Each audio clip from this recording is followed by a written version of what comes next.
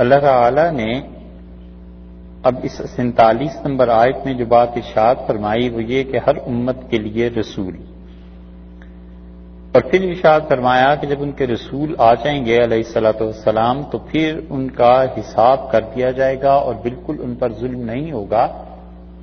تو اس لیے یہ تاکیداً ارشاد فرمایا جا رہا ہے کہ اچھی طرح لوگ اس بات کو سمجھ لیں کہ اللہ کے ہاں ظلم کا وجود نہیں. خدا کے ہاں لوگوں کے لیے یا تو عدل ہے، انصاف ہے، اور یا اللہ کے ہاں لوگوں کے لیے رحمت ہے، اور جس کے ساتھ وہ عدل چاہے گا کرے گا، اور جس پر اپنی رحمت چاہے گا کرے گا. تیسری چیز جس کا نام ظلم ہے اس کا اللہ کے ہاں نہیں. اس کے بعد کی آیت میں پھر دنیاوی اعتبار سے ڈرایا گیا، بتایا گیا کہ کیا کیا سوال یہ لوگ کرتے ہیں. وَيَقُولُونَ، اور یہ مشرک کہتے ہیں، کافر کہتے ہیں، مَتَىٰ هَٰذَا الْوَعْدُ، کب یہ وعدہ پورا ہوگا؟ یہ جو وعدہ ہے اس کا وقت کب آئے گا؟ ان کنتم صادقین، اگر تم لوگ سچے ہو. یہ کس سے سوال کیا گیا؟ ایک رائے تو یہ کہ رسول اللہ صلی اللہ علیہ وسلم سے پوچھا گیا، لیکن اس رائے کی کمزوری یہ ہے کہ آخر پہ آتا ہے ان کنتم صادقین، اگر تم سب لوگ سچے ہو. تو اس کا مطلب یہ ہے کہ کافر صرف رسول اللہ صلی اللہ علیہ وسلم سے ہی نہیں، باقی صحابہ کرام رضی اللہ عنہم سے بھی پوچھتے تھے کہ یہ جو وعدہ کرتے ہو یہ کب پورا ہوگا. دروازہ تو یہ جو کافر تھے صرف رسول اللہ صلی اللہ علیہ وسلم ہی سے نہیں، باقی لوگوں سے بھی پوچھتے تھے کہ یہ جو وعدہ ہے کب پورا ہوگا. اب کس چیز کے وعدے پہ پوچھتے تھے؟ تو کچھ حضرات اس طرف گئے ہیں کہ یہ وعدے کا پوچھتے تھے کہ قیامت کب آئے گی.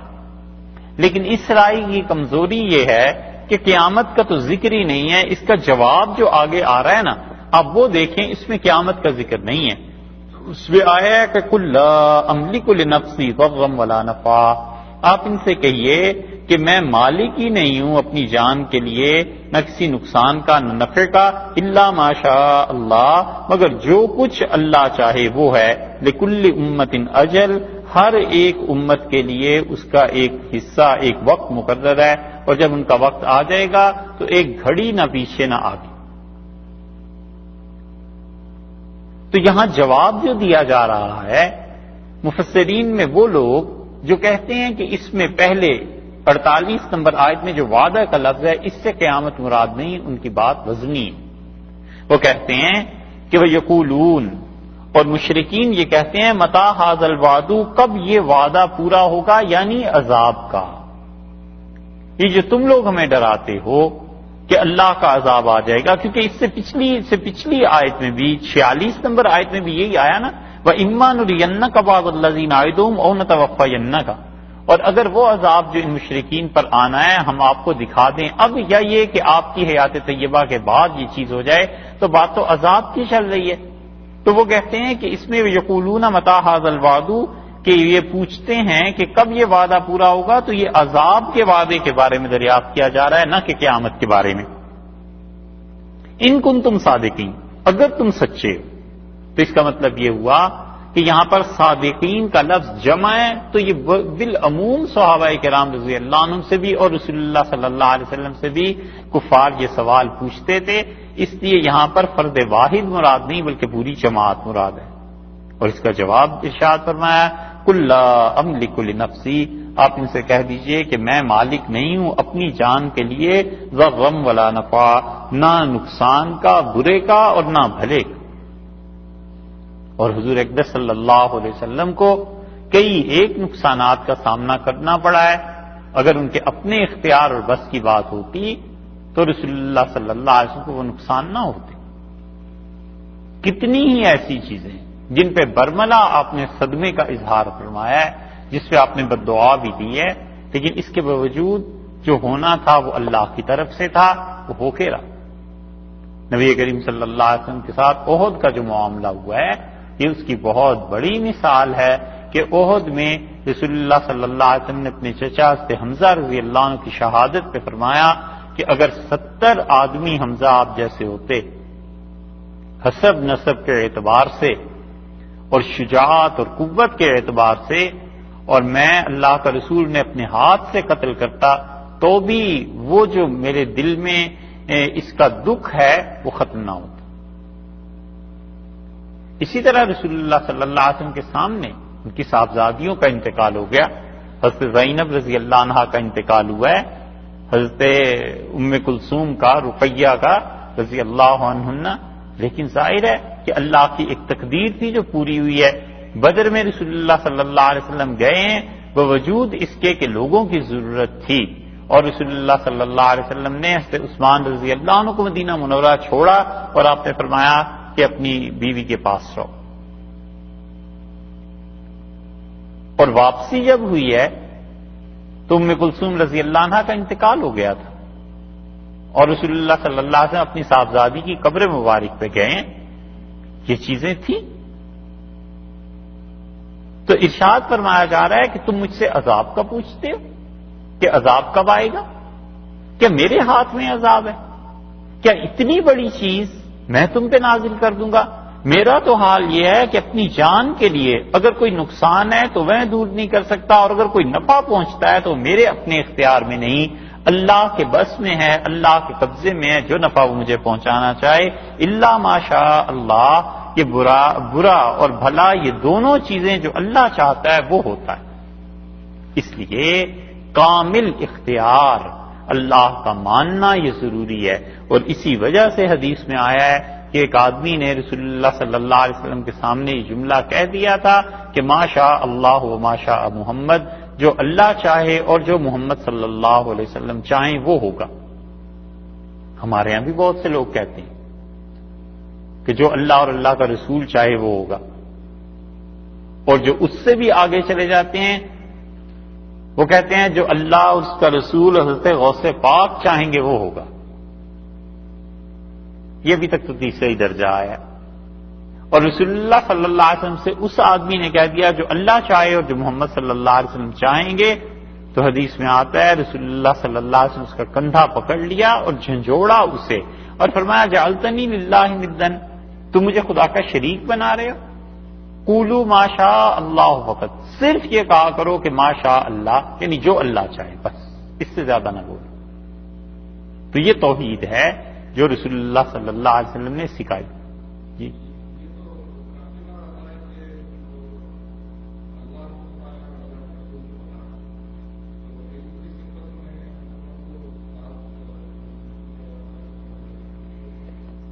جی حدیث میں یہ لفظ آتے ہیں کہ اللہ اور اس کے رسول صلی اللہ علیہ وسلم بہتر جانتے ہیں، یعنی جو سوال پوچھا جا رہا ہے اس کا جواب اللہ جانتا ہے، آپ جانتے ہیں، وہ علم کے متعلق ہے، اختیار کے متعلق نہیں۔ اور علم بھی وہ جس کا یعنی رسول اللہ صلی اللہ علیہ وسلم کو وحی کے ذریعے بتا دیا جائے گا، بس اس نظریے سے کہتے تھے۔ وگرنہ جہاں تک اللہ کی صفات میں شرکت کا تعلق ہے، اس کی دوسری بڑی مضبوط دلیل یہ ہے کہ ایک آدمی نے خطبہ دیا جمعے کا، تقریر کی، اور اس نے کہا کہ جس نے اللہ اور رسول صلی اللہ علیہ وسلم کی اتباع کی اس نے ہدایت کی راہ پائی، اور جس نے ان دونوں کی نافرمانی کی وہ گمراہ ہوا۔ تو رسول اللہ صلی اللہ علیہ وسلم بئس الخطیب انت، تو بڑا برا خطیب ہے، تیری تقریر کرنے کا مطلب تو بڑا برا مقرر ہے۔ کیوں فرمایا؟ محدثین کہتے ہیں اس پہ ناگواری کا اظہار کیا کہ مجھے اور اللہ دونوں کو ایک ہی لفظ میں جمع کیوں کر دیا کہ جس نے ان دونوں کی نافرمانی کی۔ اسے چاہیے تھا کہ وہ یہی کہتا کہ جس نے اللہ اور اس کے رسول صلی اللہ علیہ وسلم کی نافرمانی کی۔ توحید کو اتنا زیادہ پروٹیکٹ کیا گیا ہے کہ مومن کے کسی فعل سے درکنار اس کے کسی جملے سے بھی ثابت نہ ہو سکے کہ اللہ کے علاوہ کچھ اور۔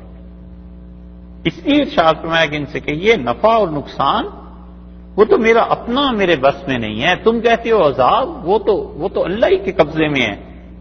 اور پھر تمہیں جو عذاب کی جلدی ہے، اذا جاء اجلہم، جب لوگوں کی اجل آ جائے گی، جب مدت پوری ہو جائے گی، وہ وعدے کا دن آ جائے گا، فلا یستاخرون ساعۃ، تو ایک گھڑی کی ڈھیل خدا کی طرف سے نہیں ملے گی، ایک لمحے کے لیے خدا اس عذاب کو نہیں روکے گا، فلا یستقدمون، اور نہ ہی پھر ایسے ہو جائے گا کہ ایک لمحے کے لیے جلدی ہو جائے، ٹھیک جو ٹائم مقرر ہے اس پہ خدا کا عذاب آ کر رہے۔ اسی لیے پچھلے انبیاء علیہ الصلوۃ والسلام کی اقوام میں اللہ کو جو عذاب آیا ہے، فرشتوں نے آ کے بتا دیا کہ اس قوم پر اس وقت عذاب آنا ہے، اور ٹھیک اسی وقت پہ عذاب آ گیا۔ حضرت لوط علیہ الصلوۃ والسلام کا قصہ آگے 2 سورتوں کے بعد آپ دیکھیں گے، بلکہ اگلی سورت میں سورہ ہود میں بھی اس کے بعد بھی 13ویں بارے میں بھی انہوں نے فرشتوں نے کہا کہ اس قوم کو خدا تباہ کر دے گا سورج کے نکلتے نکلتے، اور انہوں نے فرمایا الیس الصبح بقریب، کیا صبح قریب نہیں آ گئی؟ تو ان کا جلدی نکلو اس بستی سے، خدا کا عذاب آ جائے گا۔ قل رأیتم، اور پھر اس کے بعد اللہ تعالی نے یہ جو شکوہ تھا نا، یہ جو شکایت تھی ان سے، اس کا جواب دیا کہ تم کہتے ہو عذاب کب آئے گا؟ قل رأیتم، آپ ان سے فرما دیجئے کہ تم دیکھو، ان آتاکم عذابہ، کہ اگر آ جائے اللہ کا عذاب بیاتن، راتوں رات۔ بیت کہتے ہیں نا گھر کو، اصل میں بیت کہتے ہیں اس جگہ کو جہاں پر رات بسر کی جائے۔ تو بیاتن کا مطلب ہے کہ رات ہی کے کسی حصے میں، اور اسے محاورے میں عام طور پر یہی بولتے ہیں کہ راتوں رات، اور بعض جگہ بولتے ہیں راتی رات۔ یہ بھی محاورہ ہے، اردو میں ہی ایسے استعمال ہوتا ہے عوام کی زبان میں۔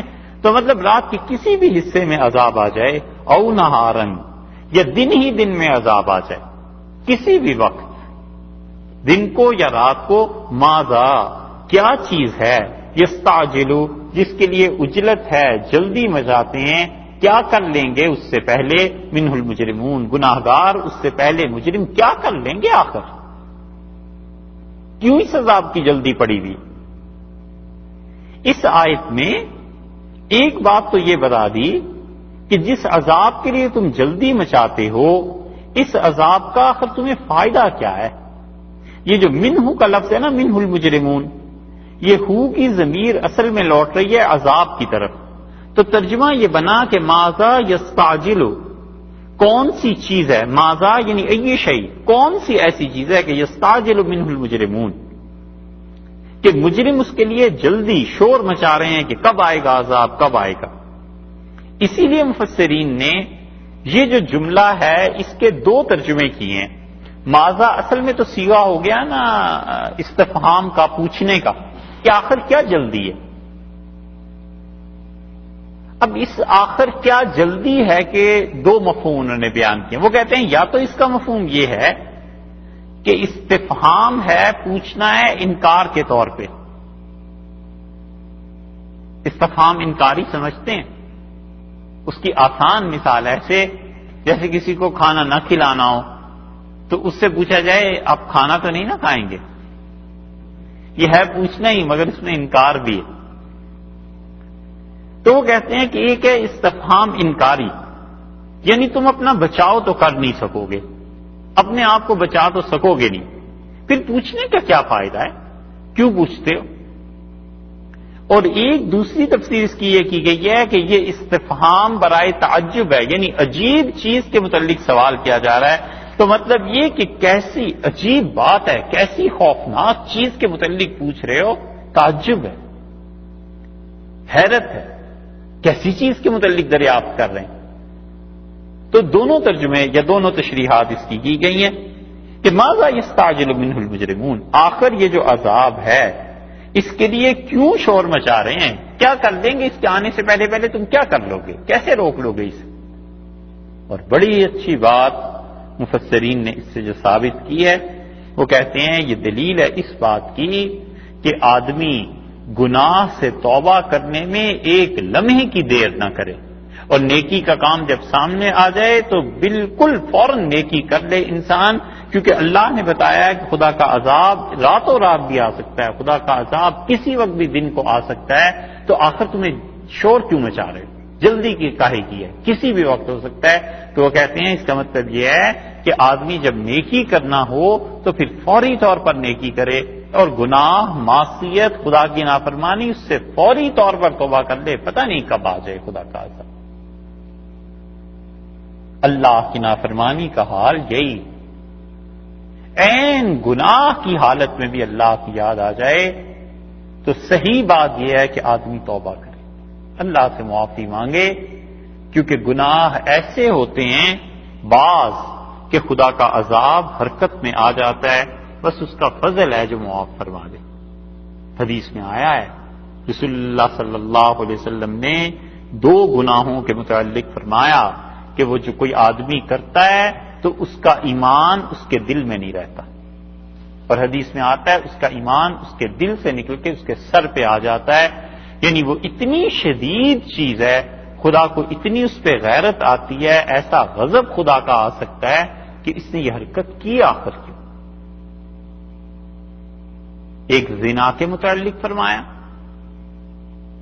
کہ اللہ کا سب سے بڑا حق جس گناہ سے ظاہر ہوتا ہے وہ زنا، اور خدا کا سب سے بڑا حق جو پازیٹو سائڈ پہ ہے وہ نماز، اور نیگیٹو سائڈ میں گناہ کی سائڈ میں سب سے بڑا گناہ۔ رسول اللہ صلی اللہ علیہ وسلم مومن آدمی وہ کبھی ایسا فعل نہیں کرتا مگر جب وہ ایسی بدکاری کرتا ہے تو اس کا ایمان اس کے دل سے نکل کے اس کے سر پہ آ جاتا ہے۔ اور دوسری چیز بھی بدترین ارشاد فرمائی چوری۔ آپ نے فرمایا کوئی شخص جو چوری کرتا ہے، ظاہر ہے کہ حقوق العباد میں بدترین چیز ہے کسی کا مال، کسی کی کوئی چیز چرا لینا، اور رسول اللہ صلی اللہ علیہ وسلم جب کوئی آدمی ایسی حرکت کرتا ہے تو اس کا ایمان اس کے دل سے نکل کے اس کے سر پہ آ جاتا ہے۔ یہ سر پہ کیوں آ جاتا ہے؟ اس کی تشریح اگرچہ محدثین نے کی ہے، لیکن ہمیں اس میں بڑی اچھی بات پسند آئی ابن عربی رحمۃ اللہ علیہ کی۔ ابن عربی کہتے ہیں کہ یہ دونوں گناہ ایسے ہیں کہ ایک طرف اللہ کا حق برباد کرنے میں سب سے ٹاپ پہ آ گیا، اور دوسری طرف انسانوں کا حق برباد کرنے میں سب سے ٹاپ کا گناہ کیا، چوری۔ تو ان دونوں کی سزا یہ تھی کہ خدا کا عذاب، اللہ کا غضب، اللہ کی لعنت ابھی اس پہ پڑ جاتی، لیکن وہ ایمان سر پہ آ جاتا ہے کہ پروردگار یہ جتنا بھی بڑا گناہ ہے بہرحال میں اس کے ساتھ ہوں، اللہ میری وجہ سے اس پہ مہربانی ہو، اس پہ عذاب نہ کیا جائے۔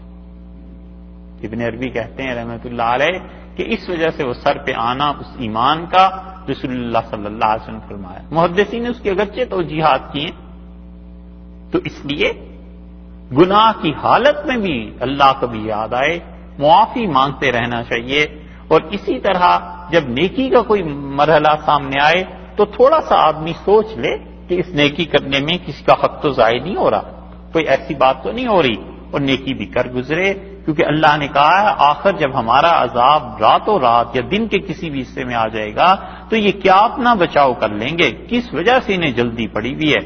ثم اذا ما وقع آمنتم بہ، ثم کیا پھر، کیا آج جو ہے نا یہ کیا کا ترجمہ بنتا ہے نا، ثم اذا ما وقع، پھر کیا جب پڑ جائے گا تم پر، آمنتم تم ایمان لاؤ گے بہی اس کے ساتھ۔ اس جملے کو اللہ تعالی نے بہت فصیح اور بلیغ جملہ ارشاد فرمایا، اور اسے اگر آسان لفظوں میں آپ سمجھنا چاہیں تو پہلے اس کو دیکھ لیں، کیا ثم پھر، اذا جب، ما وقع پڑ جائے گا، یعنی وہ عذاب، آمنتم تم ایمان لاؤ گے بہی اس کے ساتھ۔ مفسرین کہتے ہیں یہ جملہ اگر عام زبان میں کہا جائے تو یوں ہوگا کہ اذا ما وقع، جبکہ واقعہ ہو جائے گا تم پر عذاب، ثم آمنتم بہی پھر تم ایمان لاؤ گے۔ تو کہتے ہیں ثم کو جو ابتدا میں لائے ہیں نا، تو یہ عربی کا خالص وہ سٹائل اور کلام کا وہ انداز ہے جو فصیح اور بلیغ عربی تھی، ثم اذا ما وقع آمنتم بہ۔ اردو میں اس کا ترجمہ کریں تو دونوں ہو سکتے ہیں، کیا جب عذاب پڑ جائے گا پھر ایمان لاؤ گے، کیا پھر ایمان لاؤ گے جب عذاب پڑ جائے گا۔ تو اس لیے ثم کا یہ جو لفظ ہے اس کو بعض مفسرین نے اسی طرح پڑھایا کہ وہ کہتے ہیں کہ اذا ما وقع ثم آمنتم بہ، جب واقعہ ہو جائے گا، عذاب آ جائے گا خدا کا، تب تم ایمان لاؤ گے۔ الآن، اب، وقد اور اس سے پہلے کن تم تھے بہی اس عذاب کے لیے تستعجلون جلدی مچانے والے، شور مچانے والے تھے تم، اور تم عذاب کے لیے جلدی پکار پڑی ہوئی تھی کہ کب عذاب آئے گا، کب عذاب آئے گا، اب آ گیا، کیا اب ہی مان لاؤ گے؟ یہ جو الآن ہے نا، اس پہ یہ دوسری مثال پہلے ایک جگہ گزری تھی نا کہ یقولون، وہ یہ کہتے ہیں، جس پہ آپ سے عرض کیا تھا کہ اللہ تعالیٰ کبھی کبھی کوئی لفظ چھوڑ دیتے ہیں تاکہ لوگ خود غور اور فکر کر کے اس گیپ کو فل کریں۔ یہاں پہ مفسرین فرماتے ہیں کہ اصل بات یہ ہے کہ ثم اذا ما وقع آمنتم بہ، کیا خدا کا عذاب جب آ جائے گا پھر تم ایمان لاؤ گے؟ تو وہ کہتے ہیں یہاں ایک لفظ اور ہے، اور وہ یہ ہے کہ یقالو، یہ کہا جائے گا، الآن، کیا اب، آمنتم، اب تم ایمان لاؤ گے؟ یقال، یہ کہا جائے گا کہ کیا اب تمہیں ایمان کی سوجی ہے؟ یہ بالکل ایسے ہی ہے جیسے فرعون کے معاملے میں آگے صورت میں آپ پڑھ لیں گے انشاءاللہ کہ وہاں بھی یہ آیا ہے کہ فرعون جب ڈوبنے لگا اور اس نے کہا میں ایمان لایا، تو اللہ تعالیٰ نے فرمایا الآن، اچھا اب ایمان لائے ہو، جب عذاب تمہاری آنکھوں کے سامنے آ گیا ہے۔ اور ایک سما کا معنی جو ہے، اس کی دو قراءتیں رسول اللہ صلی اللہ علیہ وسلم سے متواتر ثابت ہیں، ایک سما کی اور ایک سما کی۔ یہ ہمیں تو لکھی ہوئی یہی نظر آ رہی ہے نا، سا جو ہے اس پہ پیش ہے نا، اسما، ایک قراءت ہے اسما، اسما اذا ما وقع آمنتم بہ، اور سما اگر اسے پڑھا جائے گا تو اس کا ترجمہ پھر سما کا مطلب ہنالک،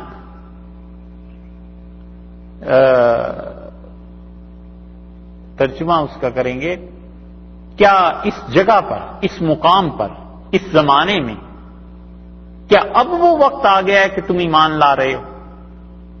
ثم اذا ما وقع آمنتم بہ، قراتیں دونوں متواتر ہیں، وقد کنتم بہ تستعجلون، اور اس عذاب کے لیے تم نے جلدی مچا رکھی تھی، تو کیا جب عذاب آ رہا ہے اب ایمان، اور اس ایمان کا کوئی نفع نہیں۔ یہ ہوا کرتا ہے کہ جب آخرت کا عالم کھلتا ہے اور جب جھٹکا لگتا ہے موت کا، پھر انسان کو یاد آتا ہے کہ میں نے زندگی میں کیا کیا کوتاہیاں کی، اور اعتراف اور اقرار اس وقت کرتا ہے جب اس کا اقرار اسے نفع نہیں دیتا۔ اس لیے اللہ تعالی کی مہربانی کی ایک شکل یہ بھی ہوتی ہے کہ کسی انسان پر مصیبت تکلیف آ جائے، اس مصیبت اور تکلیف میں ہی خدا یاد آ جائے، یہ بھی غنیمت ہے۔ جو لوگ سمجھتے ہیں کہ مصیبت میں کوئی خدا کو یاد کرتا ہے اور خوشی کے وقت میں نہیں یاد کرتا، ہم کہتے ہیں یہ بھی غنیمت ہے، مصیبت کے وقت میں اس نے یاد کیا، یاد تو کیا نا اللہ۔ یہ ایسے ہی ہے جیسے کسی باپ، کسی ماں کے دو بیٹے ہیں، ایک اٹھتا ہے بیچارہ، صبح منہ ہاتھ دھوتا ہے اور جا کر کپڑے تبدیل کرتا ہے اور چھپ کر کے جو پڑھنے کے لیے چلا جاتا ہے، اور دوسرا سویا رہتا ہے، ماں اٹھاتی ہے، پھر پکڑتی ہے، پھر اس کا منہ ہاتھ دھلاتی ہے، پھر روتا ہے، پھر جب صابن لگتا ہے نا آنکھوں میں پھر وہ چیختا ہے۔ تو بھئی جو تمہیں پہلے کہا تھا کہ آرام سے اٹھ کے منہ ہاتھ دھو لو تو وہ تو نہیں کیا۔ بس یہ جو تکالیف کبھی کبھی آتی ہیں نا، یہ اسی طرح صابن لگتا ہے نا آنکھوں میں، پھر رونا شروع کر دیتا ہے۔ تو جو اللہ نے پہلے کہا تھا کہ ٹھیک راستے پہ رہو تو وہ تو رہا نہیں، تو انہوں نے کیا کیا، اس کو صاف کرنے کے لیے تھوڑی سی تکلیف، کچھ مصیبت، کچھ مشکلات بھیج دی تاکہ بندہ اللہ کی طرف رجوع کرتا رہے۔ اور کافروں کو اسی لیے کبھی کبھی چھوڑ دیا جاتا ہے کہ یہ جی بھر کے جو کرنا ہے کر لیں، اور انجام تک جب پہنچ جاتے ہیں پھر خدا کی گرفت ہو جاتی ہے۔ ثم قیل للذین ظلموا، پھر کہا جائے گا ان لوگوں کو جنہوں نے ظلم کیا۔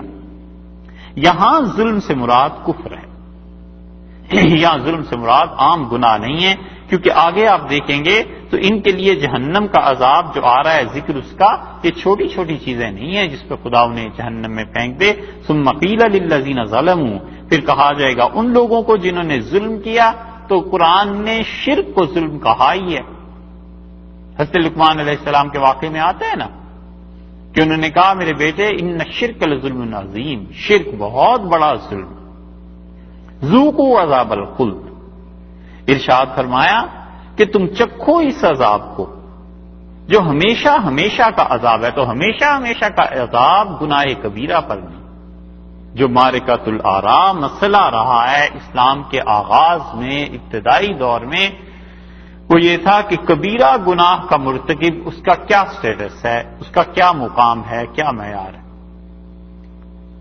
اور خارجی وہ اس طرف گئے کہ کبیرہ گناہ جو ہے وہ کرنے والا کافر ہو جائے گا، اور وہ اتنے ظالم لوگ تھے، اتنے ظالم تھے کہ انہوں نے سیدنا علی رضی اللہ عنہ کو بھی کافر قرار دیا. انہوں نے کہا یہ بھی کافر ہے، اور پھر جو آدمی انہیں ملتا گیا ان کا یہ سب کافر ہیں، مارو. حضرت علی رضی اللہ عنہ کے مقابلے میں جب آئے ہیں 4000 تھے، اور جوانی اور قوت اور طاقت، اور وہ لشکر جب ان کا چلا ہے تو ابن کثیر نے البدایہ والنہایہ میں لکھا ہے وہ نعرے لگا رہے تھے روح اللہ، روح اللہ، اللہ کی راہ میں نکلو، اللہ کے لیے جہاد کرو. اور یہاں تک کہ حضرت علی رضی اللہ عنہ نے جب ان سے لڑائی ہوئی ہے انہیں مارا تو سیدنا علی رضی اللہ عنہ نے اس مارکے میں جب وہ جیتے ہیں تو انہوں نے کہا جاؤ اور ایک آدمی کو ایسا ہوگا اسے تلاش کرو جس کا ایک ہاتھ بالکل لجلجا گوشت ہے، نرم گوشت ہے. تو لوگ آئے اور انہوں نے کہا امیر المومنین کوئی ایسا آدمی ہے، تو انہوں نے کہا مجھ سے جھوٹ نہیں بولا گیا، تم جاؤ اور تلاش کرو. پھر لاشوں میں سے ایک لاش جب نکلی تو علی رضی اللہ عنہ نے کہا یہی ہے وہ بدبخت. انہوں نے کہا رسول اللہ صلی اللہ علیہ وسلم نے مجھ سے کہا تھا کہ علی جس طرح میں قرآن کے نازل ہونے پر مشرکوں سے لڑا ہوں اسی طرح قرآن کی غلط تفسیر پر تم بھی ایک قوم سے لڑو گے، اور ان میں ایک ایسا آدمی ہوگا، میں تمہیں اس کی نشانی بتا دیتا ہوں کہ اس کا ایک ہاتھ معذور ہوگا، وہ گوشت کا ایک ٹکڑا ہوگا. تو علی رضی اللہ عنہ نے کہا یہ، اور پھر علی رضی اللہ عنہ نے کہا رسول اللہ صلی اللہ علیہ وسلم نے مجھ سے کہا تھا کہ بدبخت آدمی تھا وہ سب سے زیادہ جس نے حضرت صالح علیہ السلام کی اونٹنی کو قتل کیا، اور میری امت میں وہ ہوگا جو علی تمہارے اس خون سے اس جگہ کو رنگ دے گا.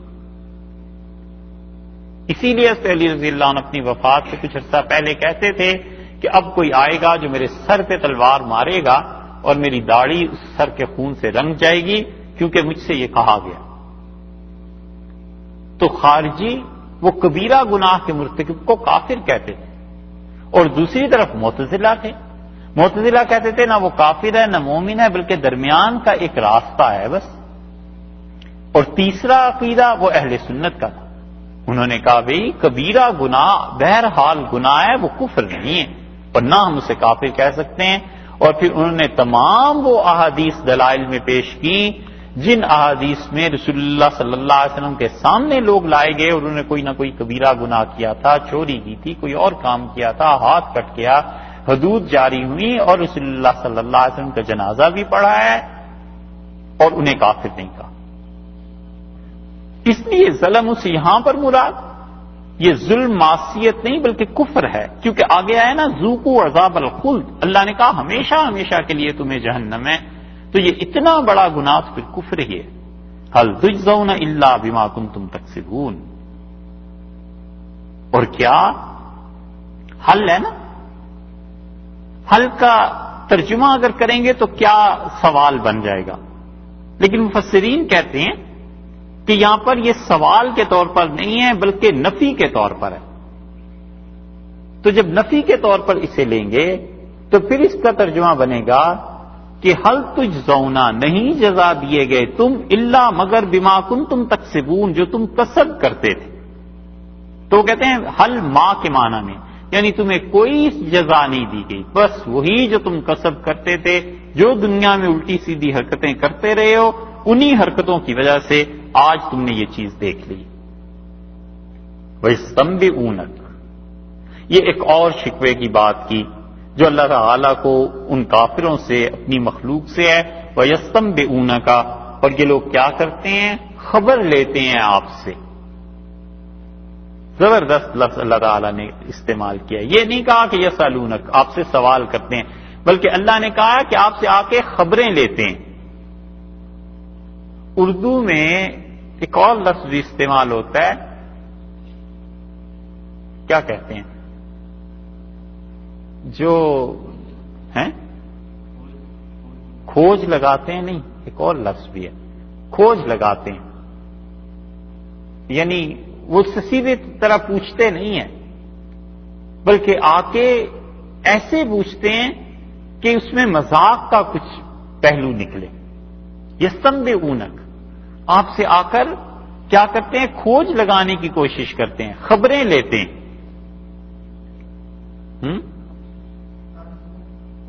تفتیش کرتے ہیں. طنز تو ہے ہی اس میں، ٹوہ لیتے ہیں یہ بھی، لیکن وہ ایک اور خاص لفظ، یعنی کوئی گھومتا پھرے کسی کے گھر کے ارد گرد کے کوئی خبر ملے اور الزام ان پہ لگاؤں. منڈلاتا بھی ہیں، وہ لفظ نہیں آیا. بہرحال سمجھ گیا. وَيَسْتَنبِئُونَكَ، اور آپ سے آ کر خبریں لیتے ہیں. احق، کہتے ہیں کیا سچی بات ہے؟ وہ بات سچی ہے. اس ہو پر مفسرین کا ایک گروہ تو اس طرف کیا کہ وہ کہتے ہیں کہ وہ قیامت کی خبریں آ کے آپ سے پوچھتے ہیں کہ کیا واقعی قیامت آئے گی. لیکن اس بات میں، اس تفسیر میں کوئی زیادہ وزن نہیں ہے، اگرچہ اس طرف بھی بعض مفسرین گئے ہیں. ابن کثیر رحمۃ اللہ علیہ بھی اس طرف گئے ہیں. انہوں نے قیامت کے اسبات میں جو اللہ نے 3 جگہ قرآن پاک میں قسم کھا کے کہا ہے کہ قیامت آئے گی، وہ ایک جگہ یہ بھی گنتے ہیں. اور دوسرے مفسرین جو ہیں گروہ، وہ کہتے ہیں کہ اوپر سے ذکر آ رہا ہے عذاب کا، کہ بھئی تمہیں عذاب کی کیا جلدی پڑی ہے، کیا تم بچ جاؤ گے. اور ظالموں کو کہا گیا، کافروں کو، کہ عذاب ہمیشہ ہمیشہ کا چکو. وہ کہتے ہیں یہاں بھی عذاب ہی مراد ہے. وَيَسْتَنبِئُونَكَ أَحَقٌّ هُوَ، آ کے آپ سے ٹوہ لیتے ہیں، خبر پوچھتے ہیں، بار بار آ کے منڈلاتے ہیں اس بات پر کہ کیا واقعی عذاب آ جائے گا. قُلْ ای، آپ کہیے ہاں. ای جو ہے یہ لفظ کسی چیز کا اثبات کرنا ہو، اس کو کہنا ہو کہ ہاں یہ ہو جائے گا، پازیٹیولی جواب دینا ہو، اور اس میں بھی تاکید پیدا کرنی ہو، زور پیدا کرنا ہو. تو اردو میں بولتے ہیں نا، ہاں ہاں بالکل سچ ہے جناب. قل ای و ربی، کہ یہ ہاں ہاں اور میرے رب کی قسم، میرے پروردگار کی قسم، انہ لحق، یہ یقیناً سچی بات ہے. یعنی خدا کا عذاب یا پھر دوسری تفسیر قیامت، یہ یقیناً آ کر رہے گا. یہ جو حرکتیں تم کر رہے ہو، خدا کی گرفت تم پر آئے گی. وما انتم بموجزین، اور تم کسی طرح بھی اللہ کو ہرا نہیں سکتے، تم کبھی بھی خدا کو تھکا نہیں سکتے. اللہ کی قدرت پوری ہے اور وہ عذاب تم پر آ کر رہے گا. اللہ نے قسم کھائی ہے اس چیز کی کہ وہ عذاب کو نازل کرے گا. اللہ کا عذاب مختلف صورتوں میں آیا کرتا ہے. انسان سے سمجھ جائے تو بڑی اچھی بات ہے، نہ سمجھے تو پھر اس کی اپنی نالائکی. خدا کا عذاب اس صورت میں بھی آ جاتا ہے کہ برکت اٹھ جائے. خدا کا عذاب اس صورت میں بھی آ جاتا ہے کہ زندگی میں جو چیزیں اس کو نفع دے سکتی تھیں ان چیزوں سے اس کا نفع ختم ہو جائے. اور بہت سی صورتیں ہیں اس کی. اور خدا کا عذاب جو قیامت میں ہے، جو آخرت میں ہے، وہ تو ہے ہی ہے. اس لیے اللہ تعالیٰ نے صاف بتا دیا ہے کہ یہ جو ٹوہ لینے آتے ہیں، کھوج لگاتے ہیں، اور یہ جو آپ سے اس طرح مذاق کے طور پر پوچھتے ہیں، انہیں کہ یہ خدا کو اس کی قسم ہے کہ یہ عذاب تم پر آ کر رہے گا. اور یہ عذاب آیا اہل مکہ پر، بہت سی مثالیں ہیں اس کی، اور بڑا عذاب ان پر یہ آ گیا کہ قحط پڑ گیا. اور ابو سفیان رضی اللہ عنہ کہتے تھے وہ 4 سال جو قحط پڑا ہے تو ہم لوگوں کی حالت یہ ہو گئی تھی کہ مردہ جانوروں کی ہڈیاں ہم نکال کے پیس کے کھانے لگے. اور آخر لوگ گئے مدینہ منورہ اور رسول اللہ صلی اللہ علیہ وسلم سے جا کے عرض کیا کہ آپ بڑے شریف آدمی ہیں اور ایک بڑے عزت والے آدمی کے آپ بیٹے ہیں، اور آپ بحرین والوں کو کہیے کہ ہمیں غلہ دے دیں. تو بحرین کے جو حاکم تھے اس وقت کے، وہ مسلمان تھے. رسول اللہ صلی اللہ علیہ وسلم نے ارشاد فرمایا تو وہاں سے غلہ آنا شروع ہوا. تب جا کر مکہ والوں سے یہ قحط دور ہوا ہے. خدا کا عذاب ان پر آیا ایسے بھی. تو جو لوگ انبیاء علیہ السلام کی مخالفت کرتے ہیں، خدا کی گرفت ہوتی ہے. صورتیں اگرچہ زمانے کے اعتبار سے بدلتی رہتی ہیں، اور عقل مند لوگ اس کو دیکھ کے سمجھ جاتے ہیں کہ یہ خدا کے عذاب کی کیا صورت ہے جو پیش آ رہی ہے.